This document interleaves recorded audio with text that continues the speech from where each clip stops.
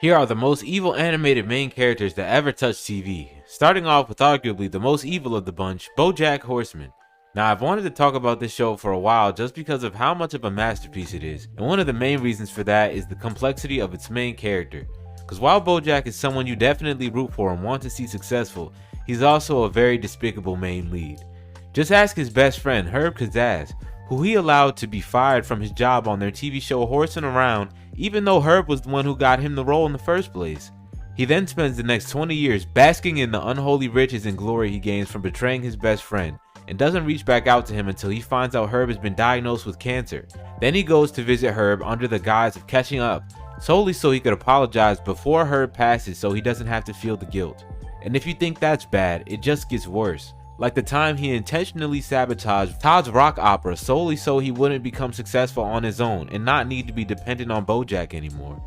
Or the time where he intentionally ignored an opportunity to donate millions of dollars to a much deserving charity just so he could spite Daniel Radcliffe for not remembering his name. Or the time he moved in with his ex-friend's ex-girlfriend that he hadn't seen in decades, tried to seduce her and get her to run away from her family and children, and when she denied his advances, tried to make a move on her 17-year-old daughter. All while BoJack was 51, by the way, and even after being threatened by the young girl's mother, Charlotte, I will fucking kill you. He still ends up searching online to find what school she went to so he could show up in person and apologize for his own needs. And let's not forget about the time that he choked Gina. Regardless of his state of mind at the time, this was one of BoJack's lowest moments, and its effects continued long after the event, as Gina still continues to struggle with PTSD from BoJack's actions.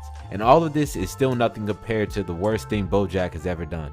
You see, in my opinion, BoJack has no greater sin than those that lead to the death of Sarah Lynn. Sarah Lynn is easily the most tragic character in the entire series, but that is 100% due to the actions of BoJack. He met Sarah Lynn when she was practically an infant, and when she had no one else other than BoJack to look up to in life. Due to her uncomfortable home environment, she placed her trust in him, and in return for this, he shunned her away. Then he teaches her that the only purpose she has in life is to never stop dancing, keeping up the show and entertaining others even if it kills her, something she takes very literally and ends up applying to herself up until the end of her life. Then BoJack introduces her to alcohol at the young age of 10 by bringing vodka onto the set of Horsing Around, causing her to fall into alcohol addiction. Then, when she's at a point where her sanity is slipping due to her fame and the fact that she feels she has no one around, he visits her under the guise of being her longtime friend with the actual selfish motivation of getting her to guest star on his new, barely relevant TV show. After this, BoJack continues to abuse his father-daughter dynamic with Sarah Lynn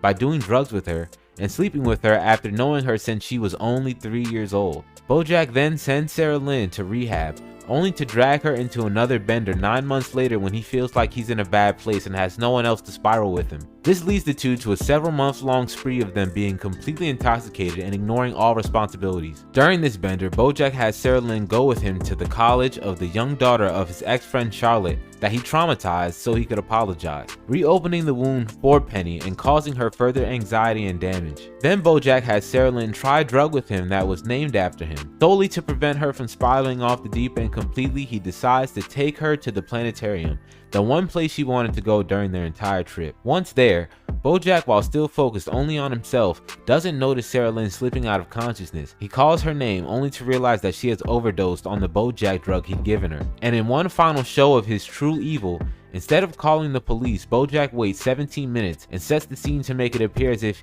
he wasn't with Sarah Lynn during her OD, so he isn't held responsible.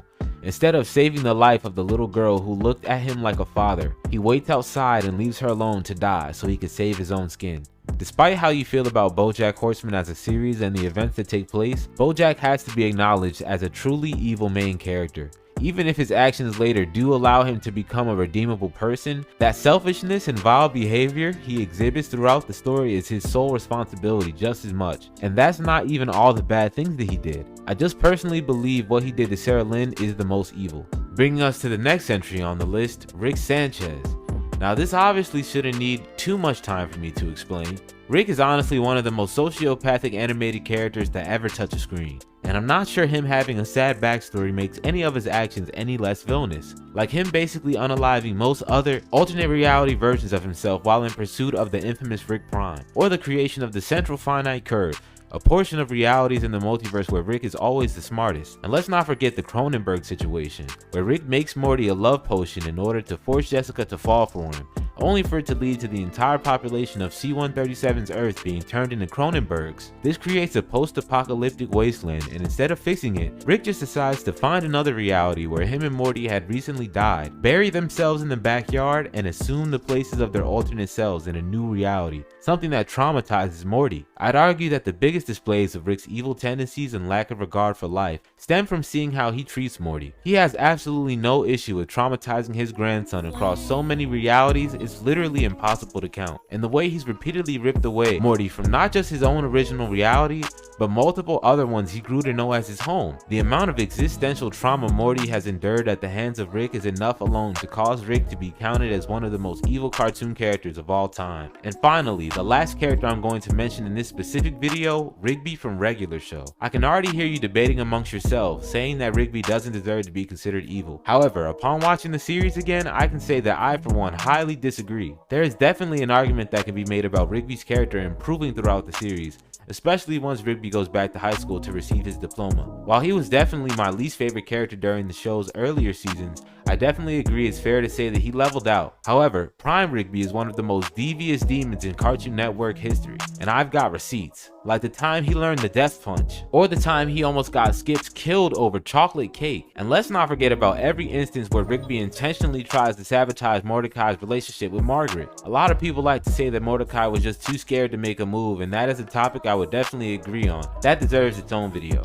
However, as a friend, Rigby did not do much to help, and at times he would intentionally make Mordecai look goofy in front of the girl he knew he was simping over, like in the episode where Mordecai owes Rigby a solid. But the true evidence that I believe showcases Rigby's true evil nature is shown in Regular Show the movie, when we find out that Rigby forged a rejection letter to Mordecai from Mordecai's dream college and pretended that he rejected an opportunity to attend just so he could force Mordecai into working a dead-end job with him so he wouldn't be alone. So not only did he disregard the dream and goals of his best friend, he wanted to make sure he made himself appear on the outside as superior in the process. That right there is BoJack levels of awful in my opinion, and I don't even know how it's possible to defend.